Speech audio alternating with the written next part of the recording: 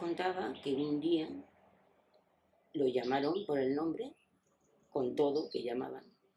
Jesús de Val, mi padre era Jesús de Val, Cervera con todo. Y claro, se murió de miedo, porque eso normalmente era el paseillo. Claro, hay una diferencia,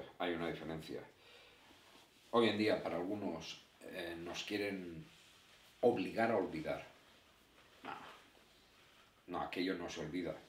No se olvida porque es una lección para nosotros, pero también tiene que ser una lección para ellos. Dice, no hay redención sense sang, o sea, no hay redención sin sangre. Que esa frase también es para... No hay redención sin sangre. Esto fue un exterminio como los nazis con los judíos. Se puede comparar. Y decirle que en un consejo de guerra me han condenado a muerte. Pero no se afrenten ustedes, no ha sido por robar ni matar a nadie. Es solamente por haber tenido ideas políticas.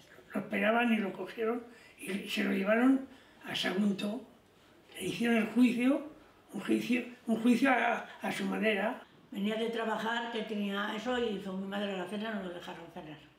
Y vinieron a por él, que bajes al ayuntamiento.